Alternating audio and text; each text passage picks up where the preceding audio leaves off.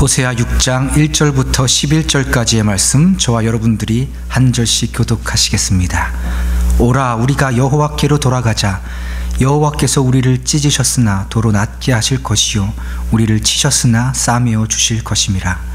여호와께서 이틀 후에 우리를 살리시며 셋째 날에 우리를 일으키시리니 우리가 그의 앞에서 살리라.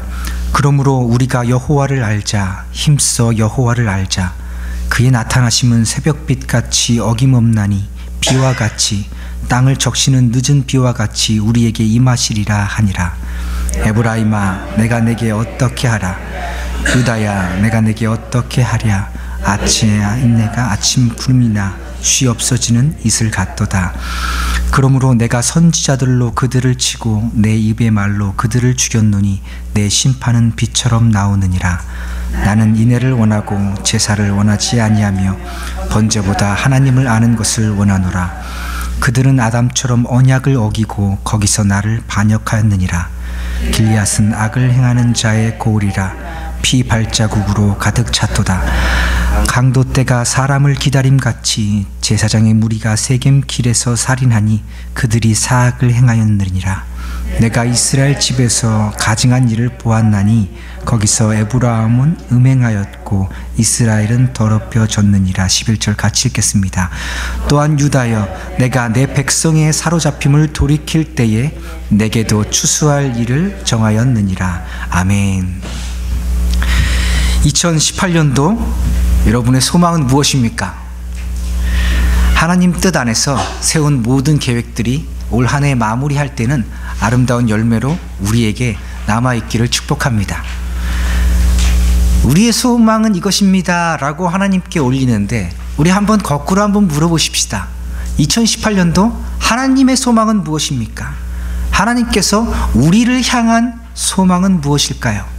우리 한번 고민해 보기 원합니다. 우리 하나님 참 좋은 하나님입니다. 그리고 하나님은 항상 옳습니다. 이것이 우리의 신앙의 고백인데요. 그래서 우리는 God is good all the time 이렇게 노래하고 고백하고 그렇습니다.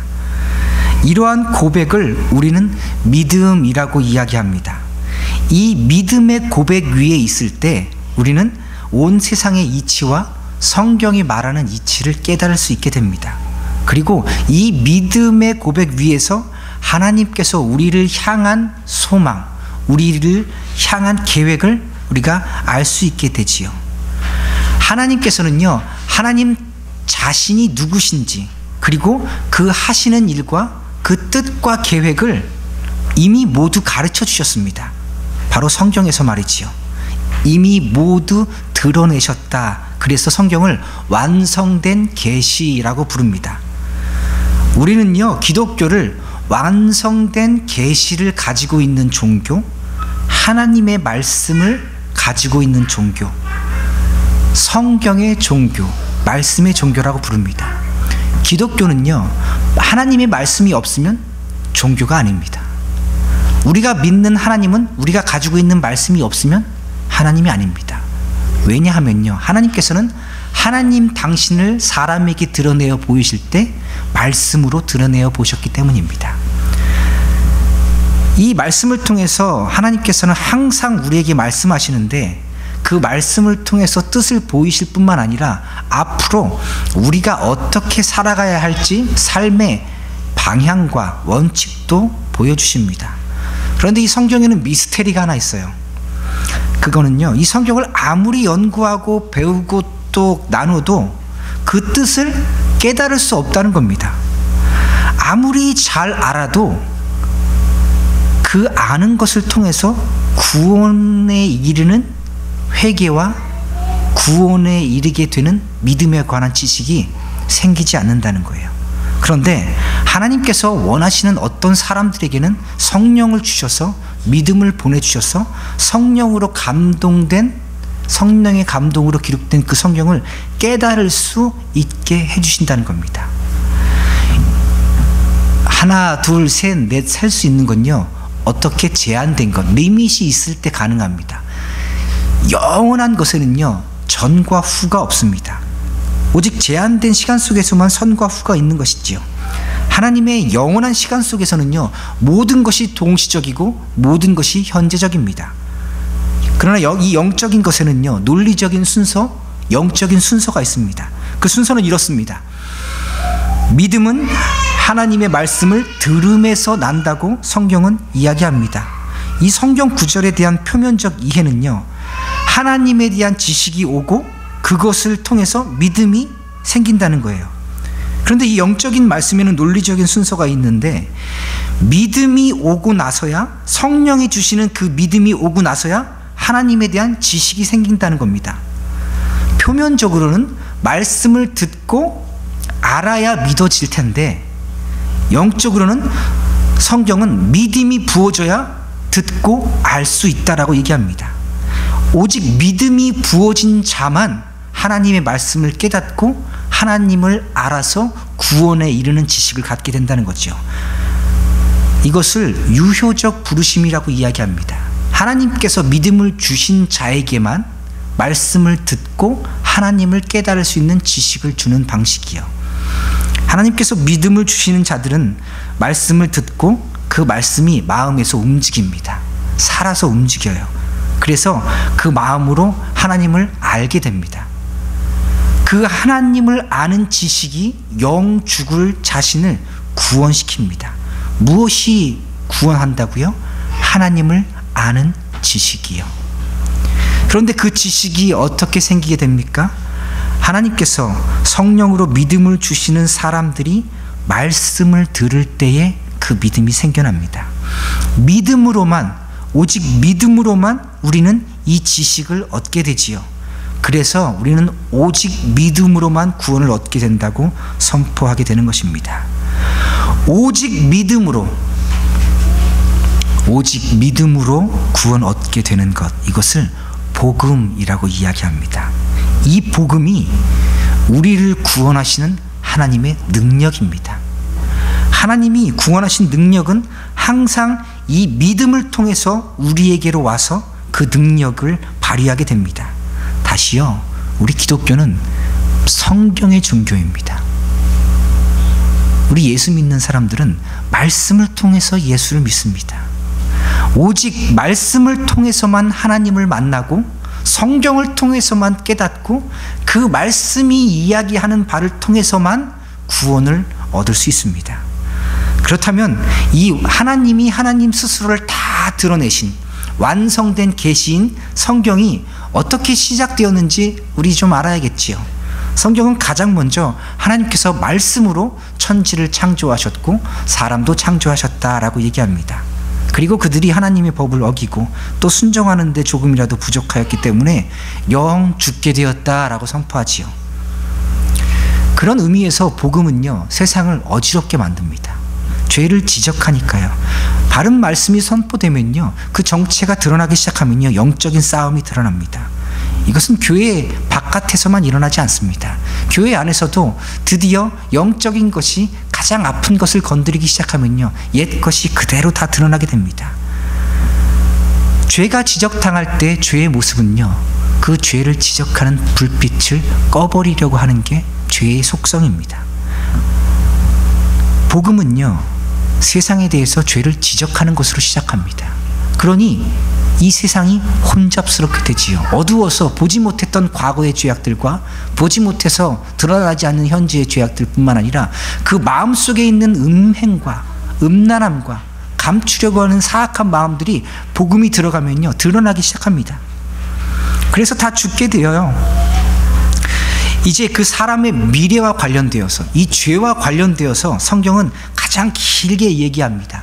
창조의 이야기를 짧게 하고 사람이 죽게 된 이야기를 하면서 이제 어떻게 하나님께서 하나님의 백성들을 살리실 것인가, 그 이야기를 요한계시록까지 계속 길게 전 역사를 통해서 하고 있는 겁니다.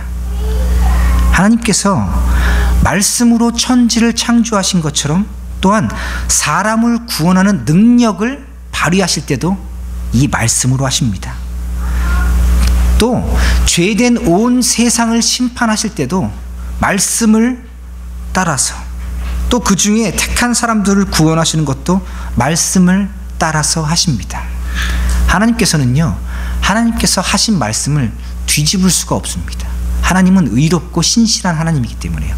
내가 이렇게 하겠노라 라고 영원전에 작정하신 것을 말씀하시고는 그것을 영원토록 지켜내시는 분입니다.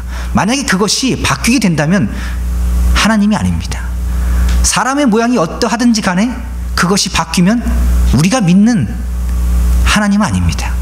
그것은 각자 만들어낸 어떤 신의 모습일 뿐이지요. 하나님께서 온 세상을 심판하시는 것도 이미 하신 말씀을 따라 하십니다. 말씀하셨기에 그렇게 하시는 거고요. 그 와중에 하나님의 사람을 구원하시는 것도 이미 그렇게 하시기로 예정하시고 작정하시고 말씀하셨기 때문에 그렇게 하시는 겁니다. 오늘 읽은 호세아서는요, 아무런 희망이 없는, 아무런 소망이 없는 세대에게 소망을 제시합니다. 죽음으로 인해서 영원히 소망을 잃은 모든 세대에게 희망을 제시하고 있는 거지요. 이제 하나님의 말씀으로 들어가 보십시다. 아주 오래된 구약의 이스라엘의 역사를 우리 잠깐 살펴봐야 됩니다. 이스라엘 족속, 역사에서는 히브리 족속이라고 부르는 사람들이요, 그 사람들이 애굽에, 이집트에 종살이를 오랫동안 했습니다. 그들이 애굽에서 나왔어요. 그래서 하나님께서 약속해 준 가나안 땅으로 들어가게 됐습니다. 그곳에서 사사들을 지도자로 삼아서 그 다스림을 시작으로 한 나라를 이루게 되었어요. 그래서 이스라엘이라는 나라의 역사가 존재하게 되었습니다. 시작되게 되었어요. 그런데 그들이 그곳에서 하나님의 말씀을 지키는 데 실패했습니다. 그리고 죄된 욕심을 따라서 왕을 원해서 왕을 갖게 되지요. 그래서 그 나라에 왕이 생기는데 사울, 다윗, 솔로몬 이렇게 지나는데 결국 범죄함을 통해서 나라가 둘로 갈라지게 됩니다. 꼭 한국처럼 북과 남, 남과 북으로 갈라지게 돼요. 그런데 성경의 주인공이신 예수님이 남쪽 유다 족속으로 오기 때문에 성경은 남쪽에 대해서 더 많이 집중하고 더 많은 선지자들이 보내지고 더 많은 관심과 집중을 하게 됩니다. 그런데 오늘 읽은 이 호세아는요, 특이하게도 북이스라엘을 위해서 사역한 선지자입니다. 그 호세아가 활동하던 당시의 북이스라엘 상황은요, 여로보암 2세라는 사람이 왕이었는데 대단한 왕이었습니다. 나라를 잘 다스렸어요. 나라가 부강하여졌고 문화와 교육에 있어서도 가장 융상해졌던, 꽃피던 그런 시절이었습니다. 그런데 그런 시절에 하나님께서 선지자 호세아에게 아내를 한 명 줬는데 매우 음란한 아내입니다. 결혼하였는데 자꾸 도망가는 거예요. 도망가서 가보니 다른 남자랑 살고 있습니다. 데리고 와요. 우리 잘해봅시다. 또 도망가요. 그러니 또 다른 남자랑 삽니다.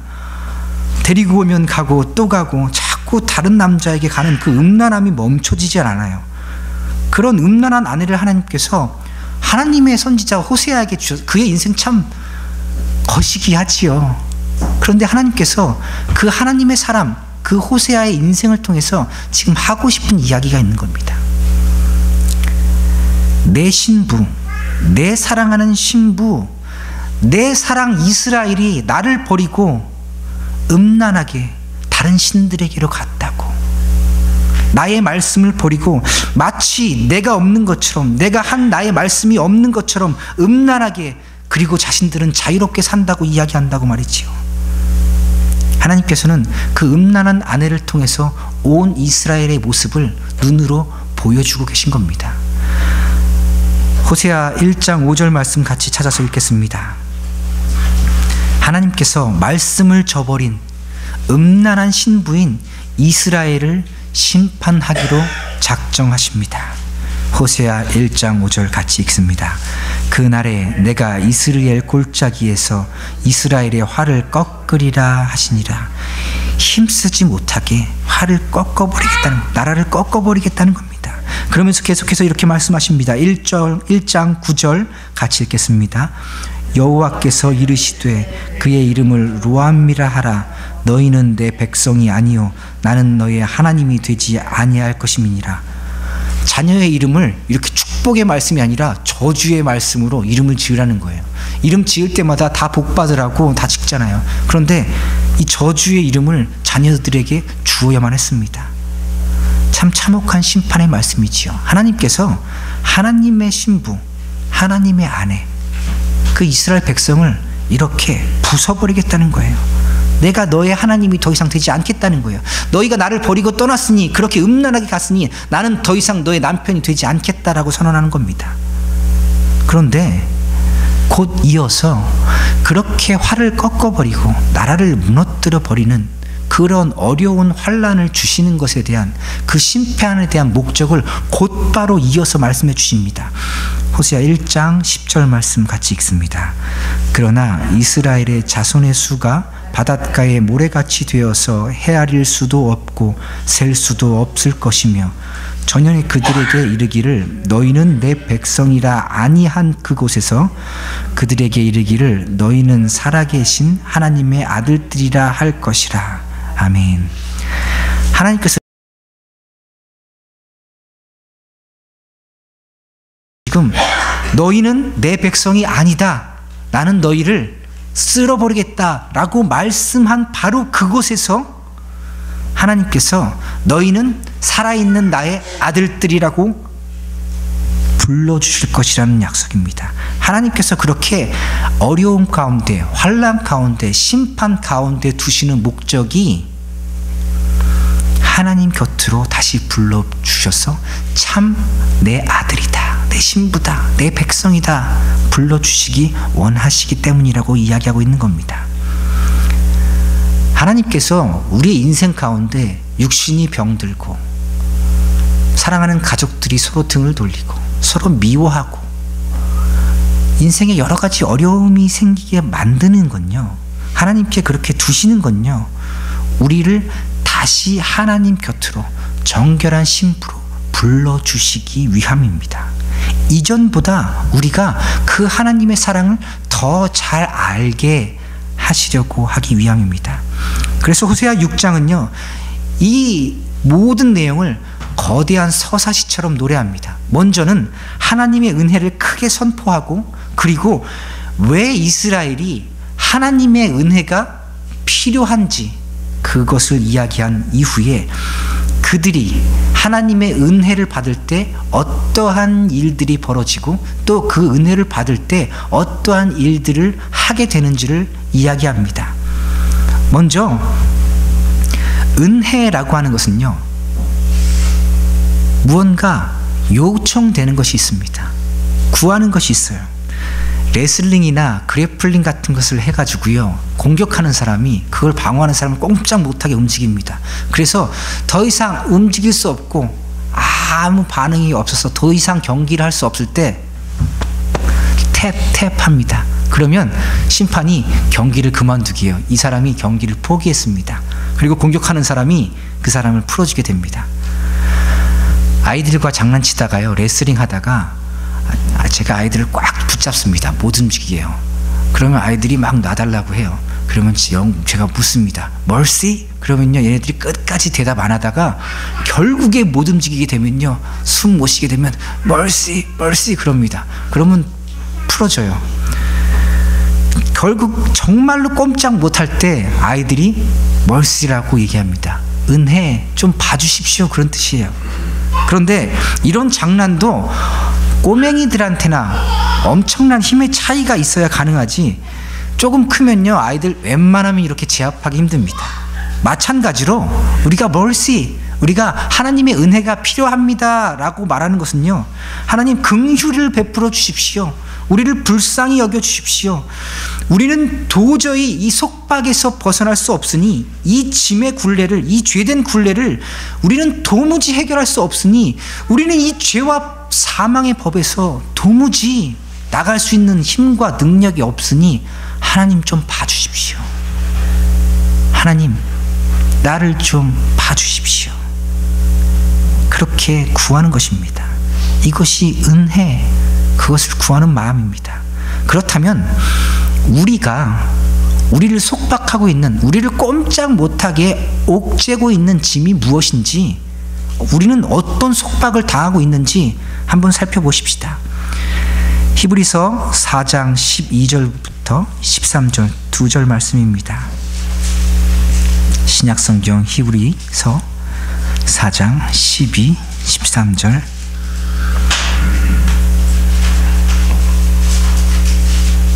같이 읽겠습니다.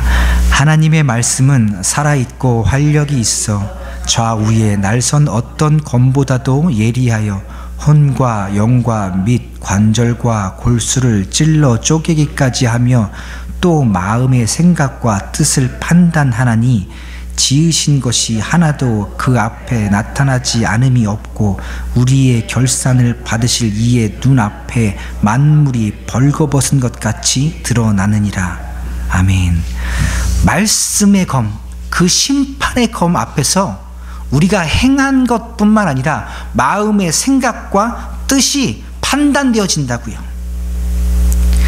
우리가 잘못을 행한 것뿐만 아니라 겉으로는 잘한다고 선한다고 살았는데 그 마음속에 있는 작은 선하지 못한 것까지도 심판의 대상이 된다는 것입니다.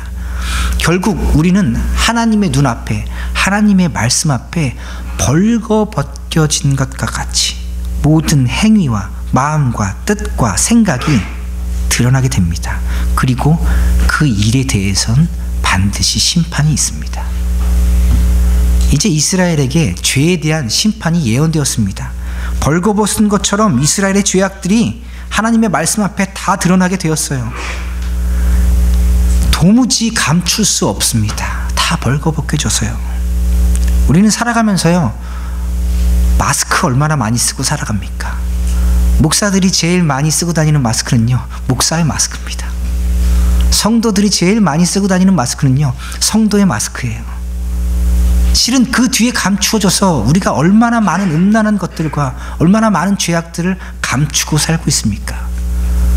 우리가 속옷과 겉옷뿐만 아니라 우리들의 사회적인 지위와 명성과 돈과 건강과 내가 쌓아온 모든 것을 통해서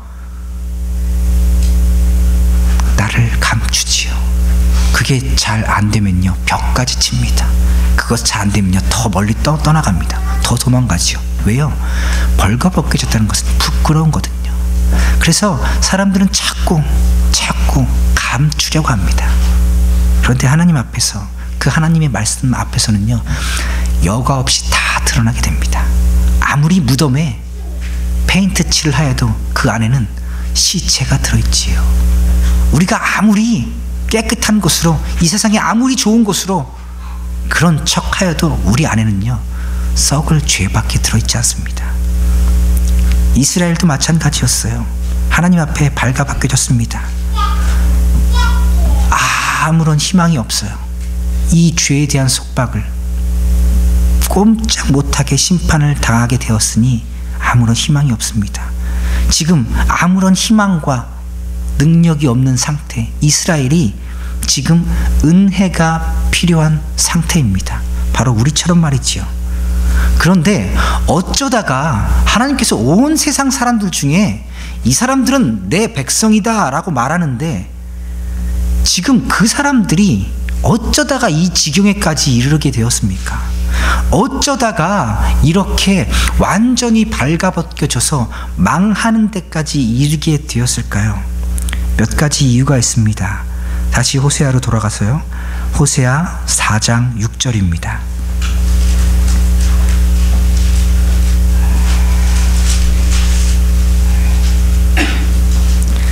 호세아 4장 6절 같이 읽습니다. 내 백성이 지식이 없으므로 망하는도다.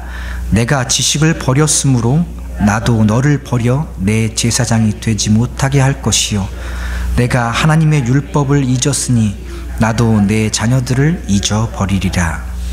아멘. 가장 먼저 이스라엘이 망하게 된 이유는요, 지식이 없어서 그렇습니다. 하나님의 말씀을 받은 유대인들, 히브리인들이 그 성경을, 그 말씀을 가진 사람들이 누구보다 하나님에 대한 지식을 가졌었을 텐데 왜 지식이 없어서 망하게 되었도다라고 이야기하는 것일까요?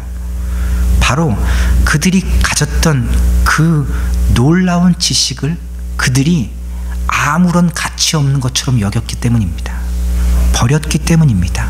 머리로는 아는데, 참 잘 아는데 하나님의 말씀이 무엇인지 그 율법이 말하는 것이 무엇인지 줄줄줄 외워서 다 말할 수 있는데 마음으로는 거기에 동의하지 않고, 마음이 동의가 되어도 실제적으로 몸은 따르지 않았기 때문입니다. 남편이 있는데 마치 없는 것처럼 나는 자유부인입니다. 나는 아무런 속박 없이 자유롭게 살겠습니다. Let me go. 자유로운 부인이 되었어요. 마음껏 음행을 하고 다닙니다. 그리고 나중에는 어떻게 해요? 간통과 간음은 더 이상 죄가 아닌 것으로 나라에서 선포하게 만드십시오 하고 법을 만듭니다. 더 이상 미국에서 간통은 죄가 아닙니다. 형법으로 다스릴 수 없어요. 이스라엘 백성들이 하나님을 남편으로, 하나님을 신랑을 모시고 살고 압니다. 남편이 있는 것도 알아요. 그가 무엇을 원하는지도 압니다. 그 놀라운 지식을 가졌어요. 그런데 그 지식이 없는 것처럼, 마치 남편이 없는 것처럼, 하나님이 없는 것처럼 자유롭게 살아가는 겁니다. 그러면서 말하기를, 사람은 원래 자유롭게 살기로, 평안하게 살기로 지음 받았으니까요. 나를 자유롭게 살게 내버려 두십시오. 나를 그저 이렇게 살도록 내버려 두십시오. 하나님을 무시하고 남편을 죽은 남편으로 여기는 것이지요. 하나님은 이스라엘 백성을 제사장 삼아 주셨고, 또 제사장 나라 삼아 주셔서 제사장답게 살기를 원하셨습니다. 말씀을 가진 그들이, 하나님에 대한 지식을 가진 그들이, 그 제사장들이 말씀이 없는 것처럼, 하나님이 없는 것처럼 그 하나님에 관한 지식을 버려버렸습니다. 말씀을 가졌습니다. 그런데 말씀을 지키지 않는 것으로 그 말씀을 시궁창에 버려버렸습니다. 율법을 가졌습니다. 그런데 하나님의 그 법을 가진 사람들이 그 법을 지키지 않으면서 그 법을 지키지 않는 것으로 그 법을 돼지 우리에 던져버립니다. 하나님께서 이것 때문에 심판하시겠다고 말씀하시는 겁니다.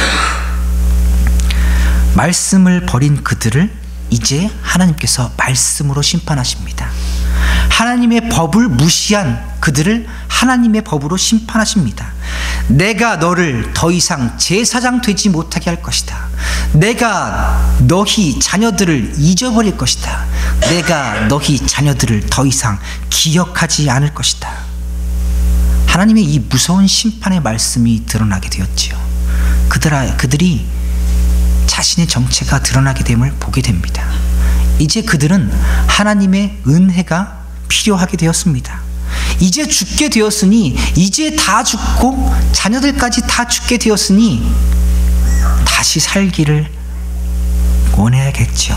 다시 살 수 있는 길을 그들이 찾아야만 했습니다. 이러한 상황 속에서 하나님께서 선지자 호세아를 북이스라엘에게 보내주신 거예요. 그리고 이렇게 외칩니다. 은혜를 구하라, 회개하라. 왜요? 하나님께서 은혜를 구하라, 회개하라 하시는 건요, 내가 은혜를 주겠다는 겁니다. 내가 회개하게 해주겠다는 거예요. 은혜를 주시기 원하시기 때문에 하나님께서 은혜를 구하라고 요청하는 겁니다. 은혜를 주시기 위해서 하나님께서 이미 말씀하신 것이 있기 때문이에요. 하나님께서는 무엇이든지 말씀대로 하신다고 했지요. 하나님께서 작정하시고 예정하신 것 이외에는 말씀되어지지 않습니다. 하나님께서 하나님의 백성들을 구할 때 이미 이렇게 말씀하셨어요. 내가 너희를 믿음을 통하여 구하겠노라. 그렇다면 하나님께서는 이 믿음 없이 세상을 구원할 수 있을까요? 없을까요? 없어요. 그건 하나님이 뜻을 바꾼 거잖아요. 거짓말하는 거잖아요.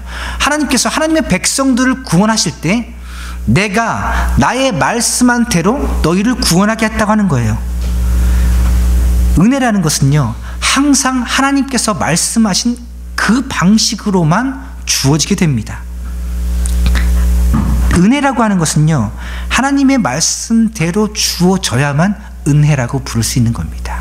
우리 호세아 6장 1절 읽어보겠습니다. 같이 읽습니다. 오라, 우리가 여호와께로 돌아가자. 여호와께서 우리를 찢으셨으나 도로 낫게 하실 것이요 우리를 치셨으나 싸매어 주실 것임이라. 아멘. 하나님께서 다시 해주시겠다고요. 여러분, 우리 다시 하나님께로 돌아가십시다. 돌아가기를 이제 시작하십시다. 우리들의 삶의 모습과 모양이 어떠하든지, 과거에 어떤 모습으로 살았는지 하나님 앞으로 가는 데는 중요하지 않습니다.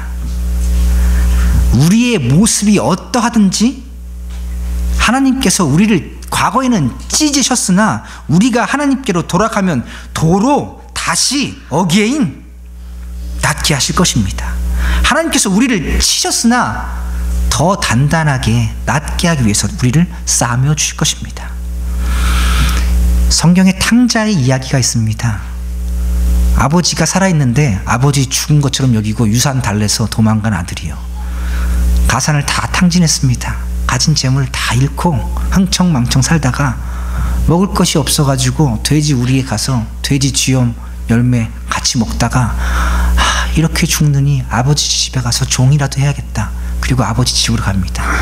돈도 없고 거지처럼 살다가 돼지 우리에서 돼지 먹는 것 같이 먹다가 왔으니 집에 들어간다고 깨끗이 목욕하고 왔겠습니까? 그 더러운 모습으로 남들이 보니 저 사람이 정말 저 집주인의 아들일까? 그런 모습으로 돌아오는데 아버지가 버선발로 나갑니다. 그리고 그를 맞이합니다. 그 냄새나고 더러운 아들, 꼬질꼬질한 그 모습을 나무라지 않습니다. 그리고 그를 꼭 안습니다. 아들아 잘 왔다. 그리고 가장 소중한 반지를 그 아들에게 줍니다. 그리고 아주 성대한 연회를 열지요. 여러분, 이것이 하나님의 모습임을 우리에게 이야기하여 주는 것입니다. 탕자의 아버지가, 탕자가 그렇게 더럽고 꼬질꼬질하고 죄 많고 실패하고 돌아왔을 때 받아주신 그 아버지가 아직 돈이 좀 남아있고 아직 할만해서 좀 괜찮은 모습으로 돌아오면 다 망가질 때까지 돌아오지 말아라 하고 다시 아들을 쫓아보내시겠습니까? 아니요. 얼마나 더 기쁘겠습니까? 우리가 다 망가져서 돌아와도 더 이상 아무것도 할 수 없을 때 돌아와도 하나님께서는 받아주실 것인데, 아직 우리가 할 만한 때에, 아직 우리가 무엇인가 할 수 있는 능력이 남아있을 때 다시 우리가 하나님께로 돌아간다면 하나님께서는 더 기뻐하시지 않겠습니까? 그러니 이제 우리의 마음을 하나님께로 돌이키십시다. 하나님께서 이틀 후에 우리를 살리시며 셋째 날에 우리를 일으키시니 라는 말은 이제 곧 얼마 지나지 않아서 우리가 하나님께로 돌아가게 되는 것이 일어나게 될 것이라는 겁니다. 우리가 하나님 앞에 당당하게 내가 하나님의 신부입니다, 내가 하나님의 아들입니다 라고 말할 수 있는 당당함이 이제 곧 우리에게 생기도록 하나님께서 그렇게 역사하시겠다는 선언입니다. 그 모양이 어떠하냐면요, 하나님께서 우리에게 베풀어 주신 은혜는 새벽 해가 떠오르듯이 변함없이 우리에게 부어질 것이라고 약속하고 있습니다. 아침에 일어나면 해가 떠요. 실은요, 해가 뜨니까 아침이라고 얘기하는 겁니다. 밤에 해가 뜨면 좀 이상한 거죠. 우리가 해가 떠오를 때 그것을 아침이라고 얘기합니다. 새벽에 해가 떠오르듯이 변함없이 우리에게 부어주실 것입니다. 여기에 관한 놀라운 사실은요, 하나님이 은혜를 베풀어 주실 때에 비로소 새벽이 온다는 겁니다. 우리 인생에 비로소 아침이 오게 된다는 겁니다. 우리들이 아침이 되었을 때, 때가 되어서만 하나님께서 은혜를 베풀어 주신 것이 아니라 하나님께서 원하시는 뜻을 가지고 그것을 이루어 가신다는 겁니다. 또 시기적으로 꼭 필요한 때에 내려주시는 그 늦은 비를 죽은 것처럼 메마른 땅에 내려주셔서 결국에는 열매 맺게 해주시겠다고 약속합니다. 우리 인생이 지금 나를 보니 메마른 땅과 같아서 무엇을 심어도 아무런 열매도 없는 것 같은 그런 상태인데, 하나님께서 비를 내려주셔서, 늦은 비, 딱 그때 필요한 비를 내려주셔서 이전에 메마르고 갈라져서 아무것도 열매 맺지 못하는 그런 상황과 형편이 마치 처음부터 비옥한 땅에서 잘 자라서 열매 맺게 하시는 것처럼 똑같이 열매 맺게 해주시겠다는 겁니다. 이것이 하나님의 약속입니다. 다시 한번 호세아 6장 4절부터 14절까지는 이스라엘에게 필요한 이유를 말씀해 주십니다. 심판의 이유, 그들에게 부족한 것이 몇 가지 있었는데요. 먼저 그들에게는 인애가 없었습니다. 인애라고 하는 것은 사랑인데요. 인애라고 라는 단어를 영어 성경 번역본의 여러 가지를 좀 찾아보면요, NASB는 로열티라고 해석합니다. ESV는 love라고 해석하고요. 그러니까 이것이 인애가 사랑이기는 사랑인데 어떤 사랑이냐면 충성된 사랑이에요. 로얄 러브, 고귀한 사랑, only love, 단 하나의 사랑. 이스라엘에게 이러한 인애가 없었다고요. 이스라엘은 충성되지 못했습니다. 하나님에 대한 충성된 사랑이 없었는데 얼마나 금방 없어졌냐면요, 아침 안개가 사라지듯이 언제 있었느냐 하듯이 금방 그들의 마음속에서 사라져 버렸기 때문이라고 얘기합니다. 여러분, 이스라엘의 역사가, 그 한 나라의 역사가 하나님의 말씀이라고 하는 것은요, 하나님께서 그 이스라엘을 다스렸던 그 말씀으로, 그 이스라엘을 다스렸던 똑같은 방식으로, 그 똑같은 역사로 우리를 다루시기 때문에 그것이 성경 말씀인 겁니다. 그것이 성경 말씀에 기록되게 하기 위해서 하나님께서는 그들의 역사를 그렇게 허용하시고 또 역사하신 겁니다. 구약 이스라엘의 그 한 나라가 우리의 모습이 되는 것은 하나님께서 그들을 다스렸던 것과 똑같은 방식으로 우리를 다스리고 또 앞으로 모든 나라와 족속과 사람들을 다스릴 것이기 때문에, 영원하시고 똑같고 동일하신 분이시기 때문에 그 성경이 여전히 우리에게 현재형으로 살았고 운동력 있는 하나님의 말씀으로 오게 되는 겁니다. 그런데 이스라엘 백성을 보니까 얼마나 자주 또 얼마나 쉽게 하나님을 떠나는지 모릅니다. 이스라엘의 모습이 곧 모든 사람들의 모습임을 이야기하여 준다고 하였죠. 이스라엘이 너무도 쉽게, 너무도 자주 하나님을 버리고 떠나는 그 모습이 바로 내 모습입니다. 실천적 무신론자라는 말이 있습니다. 믿으나 믿지 않는 것과 구분되어지지 않는 삶, 하나님을 아나 하나님을 모르는 것과 구분되어지지 않는 삶, 성도이나 믿지 않는 자와 삶에서 구분이 안 되어지는 것, 이것을 실천적 무신론자라고 이야기합니다. 하나님은요, 제사를 원하지 않았고 인애를 원하셨습니다. 번제보다 하나님을 아는 것을 원하셨습니다. 그러나 이스라엘 백성들은 그러지 못했습니다. 우리도 지금 이 심판 앞에 있는 이스라엘의 모습과 똑같습니다. 그들은 할례를 받았습니다. 그들이 할례 받은 것과 똑같이 우리도 세례 받았지요. 그들이 제사의 직분을 감당하시듯이 우리도 교회에서 직분을 받았습니다. 그들이 제사하듯이 우리도 교회에 출석하여서 예배에 참석합니다. 그리고 이렇게 얘기합니다. 우리 다 하였습니다. 그러나 하나님께서는 이스라엘이 제사보다, 번제보다 충성된 사랑, 그 오직 하나님만을 사랑하는 사랑과 하나님의 아는 것을, 하나님을 아는 것을, 하나님께서 하신 그 말씀을 참으로 아는 것을 그렇게도 원하셨습니다. 우리에게도 똑같은 것을 원하십니다. 도대체 왜 하나님께서는 인애와 하나님을 아는 것을 그렇게 원하실까요? 거기에는 단 한 가지 이유가 있습니다. 하나님께서 말씀하셨기 때문입니다. 내가 이러한 방식으로 나의 백성들을 회복시킬 것이다 말씀하셨기 때문입니다. 하나님을 아는 지식을 통해서 내가 내 백성을 구원하겠다고 말씀하셨으니, 하나님을 아는 지식을 통해서 하나님의 백성들은 구원 당하게 될 것입니다. 우리가 구원을 끌어내는 것이 아니라 하나님께서 주시는 그 은혜가 너무도 강력하여서 수동형이에요. 피동형이에요. 생일 맞게 되는 거 아니고 생일 당한다고 하시는 분도 계시더라고요. 생일 내가 원해서 끄집어냈습니까? 아니요. 우리가 원해서 그날과 시를 정해서 태어난 사람은 아무도 없습니다. 하나님의 은혜 우리가 끄집어낼 수 있습니까? 하나님의 구원 우리가 원해서 가져올 수 있어요? 아니요. 하나님께서 그저 햇빛처럼 우리에게 주셨기에 우리는 그 햇볕 맞아버렸습니다. 그 의를 받아버렸습니다. 그런데 이 과정을 하나님께서 어떻게 주시냐면요, 하나님을 아는 지식을 통해서 주신다고요. 하나님의 그 구원하는 힘, 그 복음의 능력을 하나님의 사람들에게 주시는데, 하나님을 아는 지식을 통해서 하나님의 말씀을 통해서 주십니다.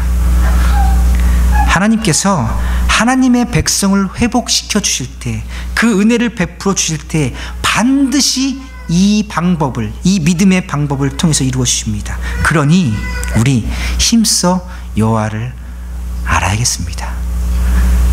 이것이 우리가 살 길입니다. 복음은 하나님의 능력입니다. 우리를 변화시키고 세상을 변화시키는 하나님의 능력이 복음입니다. 이 능력이, 이 복음이 바로 예수님입니다. 말씀이 육신이 되신 우리 예수님, 우리 예수님이 나도 살리고 내 가정도, 교회와 나라를 살리실 것입니다. 그러니 우리 할 수 있으면 더 말씀 배우십시다. 시간과 물질과 정성을 들여서 말씀 배우십시다. 이것으로 인하여서 우리가 다시 살아나게 될 것입니다. 나와 내 가정과 교회와 이 도시가 다시 살아나게 될 줄 믿습니다. 그런데요, 성경에서 이것만 된다고 하였으니 교회가 말씀만 하면 정말 되겠습니까? 교회에서 이 말씀을 빼면요, 옛날식 영어로 소시얼 구락부가 됩니다. 그냥 분위기 좋은 사회단체 되는 거예요. 교회에서 이 말씀 빼면요, 참 좋은 단체입니다. 죄 얘기할 필요 없고 굳이 아웅다웅 싸울 필요도 없어요. 즐겁게 돌아가면 되니까요. 그러다 보면 하나 둘 읽기 시작해서 결국 다 잃게 됩니다. 오늘날 교회가 교회로서 힘을 잃은 것은요, 교회가, 성도가 말씀을 잃어서 그렇습니다. 말씀이 무엇인지 읽고 듣고 나누는 것보다 더 효과적이고 능률적인 것은 없습니다. 아니, 이것 외에는 다른 방법이 없어요. 왜냐하면 하나님께서 이것을 유일한 방법으로 주셨기 때문입니다. 세상이 보기에 좋은 것 나누면 참 좋지요. 그런데 이것은 교회의 모습이 아닙니다. 그것으로는 하나님의 능력이 나타나지 않습니다. 그것으로는 회복이 없습니다. 오히려 더 나빠질 뿐입니다. 우리 가끔 이렇게 생각할 때 있지요. 이만하면 되지 않았겠나? 이만큼 했는데, 이렇게 생각되어질 때가 있어요. 열심히 살았으니까요. 그런데 어쩌면 이것은 복음의 능력을 경험해 보지 못한 세대의 안타까움입니다. 개인적인 변화와 개인적인 구원의 확신과 은혜의 경험은 차고도 넘치는데, 교회가 변하고 가정이 변하고 도시 전체가 변하는 것을 경험해 보지 못한 우리 세대, 복음의 그 능력을 참으로 경험해 보지 못한 우리 세대의 안타까움입니다. 어쩌면 이것은요, 말씀을 가진 우리가, 복음의 능력을 가진 우리가 말씀을 가진 자답게, 경건의 능력을 가진 자답게 살아내지 못해서 그런 것이 아닐까요? 하나님의 능력, 이 복음의 능력이 올 때는요, 한 사람만 변하지 않습니다. 동시적이고 다발적으로 공동체가, 도시가 변하게 됩니다. 우리 그날을 기대하십시다. 하나님께서 우리를 사용하여서 우리 때에 혹 이 도시에 이 복음과 놀라운 부흥의 역사를 허락해 주시지 않겠습니까? 왜 우리에게 이런 소망이 없을까요? 한 번도 경험해 보지 못했으니까요. 우리 세대는 한 번도 경험해보지 못했어요. 말씀 때문에 내 가정이 다 변하게 되고, 말씀 때문에 내 사업장이 변하게 되고, 말씀 때문에 도시가 엉엉 우는 것을 한 번도 경험해보지 못했기 때문에 소망이 없게 되는 겁니다. 그런데 사도행전의 말씀에 복음이 들어가니 어떻게 되었습니까? 도시가 변하게 되었습니다. 온 도시에 소동이 일어나게 되었습니다. 우리가 아는 똑같은 말씀인데, 우리가 아는 그저 이 성경 말씀인데 그것을 전하였더니 도시에 큰 소동이 일어나게 되었습니다. 그것은 하나님께서 그때에 그렇게 하기를 원하셨기 때문입니다. 우리 소망하십시다. 우리는요, 그 소망이 이루어지기를 간절히 바라면서 그 소망이 이제 이틀 뒤에, 사흘 뒤에 일어날 것처럼 준비하며 사는 겁니다. 혹 이 밤에, 혹 저 밤에 우리 주님이 다시 오실 것을 기대하고 살아가는 겁니다. 주님 다시 오시기를 그렇게 바라면서 우리 살아가는 겁니다. 복음은요, 이 하나님의 능력은 제한이 없습니다. 우리가 할 수 있는 그 영역을 훨씬 더 넘어갑니다. 이사야 55장 6절부터 11절까지의 말씀입니다.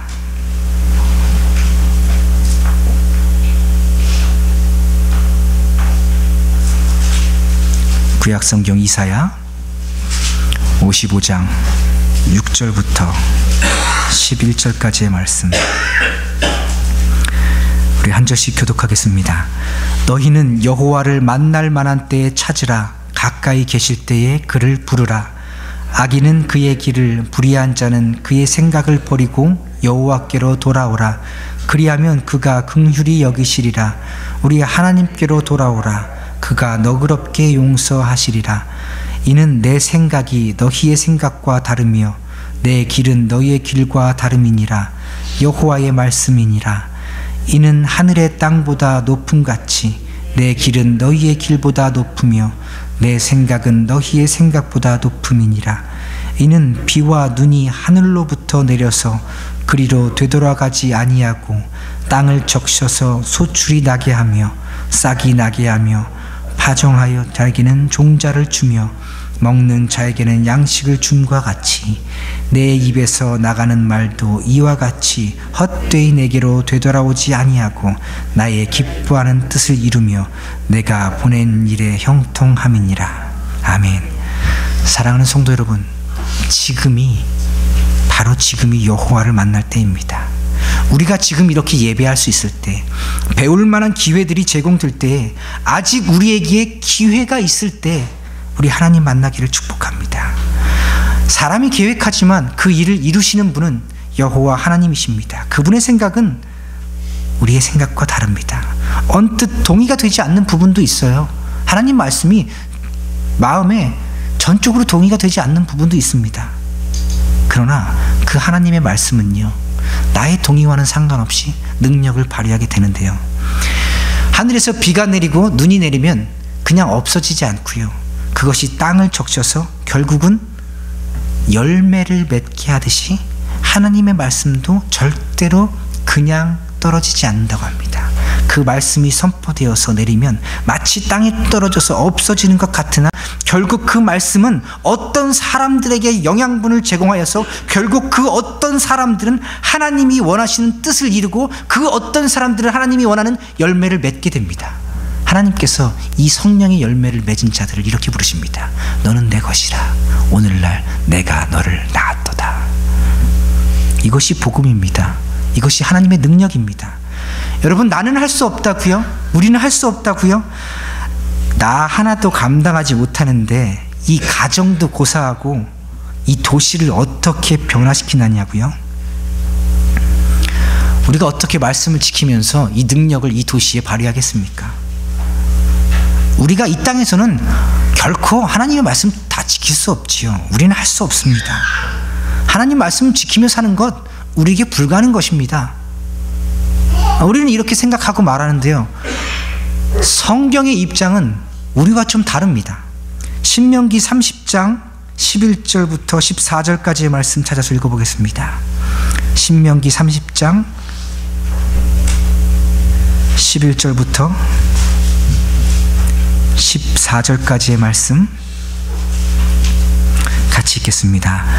내가 오늘 내게 명령한 이 명령은 내게 어려운 것도 아니요 먼 것도 아니라 하늘에 있는 것이 아니니 내가 이르기를 누가 우리를 위하여 하늘에 올라가 그의 명령을 우리에게로 가지고 와서 우리에게 들려 행하게 하려 할 것이 아니요 이것이 바다 밖에 있는 것이 아니니 내가 이르기를 누가 우리를 위하여 바다를 건너가서 그의 명령을 우리에게로 가지고 와서 우리에게 들려 행하게 하려 할 것도 아니라 오직 그 말씀이 내게 매우 가까워서 내 입에 있으며 내 마음에 있은즉 내가 이를 행할 수 있느니라. 아멘.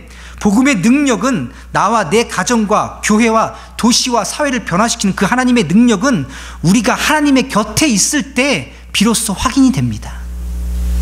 그 말씀이 우리들의 입에 있고 마음에 있으면 결국 그것을 행할 수 있는 능력을 주신다고요? 안 주신다고요? 주신다고요. 우리가 그런 능력을 경험해 보지 못해서 우리가 이겨내 본 경험이 없어서 자꾸 작아지는 겁니다. 그런데 하나님의 말씀에 가까이 있어서 작은 죄와 싸워 이겨내고 그 작은 죄와 이겨서 은혜를 경험하기 시작하면요, 이 마음에 자신감이 생깁니다. 그리고 복음 가지고 한 사람의 인생이 변화되는 것을 보기 시작하면요, 인생이 변화되기 시작합니다. 쌀이 없어 기도했더니 쌀이 생기는 걸 경험하잖아요. 그러면 하나님께 기도하는 것이 즐겁습니다. 라면이 없어서 라면을 위해서 기도했더니 라면을 주차장에 누가 던져주고 가더라고요. 먹으라고. 그날 라면 2개 끓여 먹으면서 하나님께 얼마나 감사했는지 몰라요. 여러분, 하나님께서는요, 우리를 경험케 하십니다. 우리 말씀에 좀 더 가까이 가십시다. 정말 말씀이 내 입에 가까이 있고 내 마음에 있으면 정말로 내 인생이 변화되는지 우리 한번 두고 보십시다. 성경은 나를 보지 않고 하나님을 보게 합니다. 환난을 보지 않고 그 뒤에 역사하는 하나님을 보게 하십니다. 이 땅에 있는 것에만 소망을 두게 하지 않고 저 하늘에까지 소망을 끌어올려 가게 하십니다. 여러분, 우리 할 수 있으면 더욱 말씀 배우십시다.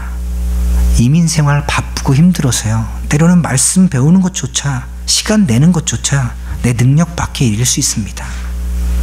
말씀 배우는 것이 때로 너무 어려울 수도 있고요, 이 시간 내는 것이 너무 힘들 수도 있습니다. 그러나 이것이 우리가 사는 유일한 방법입니다. 하나님의 역사는 말씀의 기록자이신 성령의 감동으로 이루어집니다. 주님의 역사는 항상 이 말씀을 통해 이루어집니다. 말씀을 맺겠습니다. 그러면서 성도 여러분들을 이렇게 도전하기 원합니다. 우리 할 수 있으면 평생 한 번 읽어보지 못했던 성경, 우리 한 번은 읽어보십시다. 그냥 성경 통독한다고 뜻도 의미도 생각하지 않고 줄줄줄줄 소리내어서 읽거나 그냥 듣거나 하는 것, 그것 말고요, 한 번, 내 평생에 한 번은 성경 66권 한 권 한 권이 무슨 뜻인지 고민하며 생각하며 배우며 우리 읽어가기 원합니다. 적어도 예수 믿는 사람이라면 인생에 있어서 이 한 번의 경험은 있어야 되지 않겠습니까? 2월달부터 시작되는 주일대학이 여러분에게 좋은 매개가 될 수 있겠습니다. 하나님께서 어떤 분이신지 말씀을 읽고 듣고 배우는데 만나기를 축복합니다. 우리 힘써 하나님을 아십시다. 그분이 우리를 만나 주실 것입니다. 이러한 소망을 가지고 사는 것, 이것이 복음이 이끄는 제자도입니다. 같이 기도하시겠습니다. 하나님께서 우리를 제자 삼아 주시고 사랑하는 하나님의 백성, 하나님의 아들들 삼아 주셔서 참 감사합니다. 하나님께서 우리에게 은혜를 베풀어 주실 때 이 믿음을 통하여 말씀을 깨닫게 하시고 또 이 말씀을 통하여 우리가 하나님을 더욱 알게 하심을 깨닫습니다. 우리 더 하나님 알게 하여 주옵소서. 우리들의 눈을 열어 주의 법에 기이한 것을 보게 하여 주옵소서. 우리가 간절히 원합니다. 주님, 내게 말씀하옵소서. 내가 듣겠나이다. 예수님의 이름으로 기도드립니다. 아멘.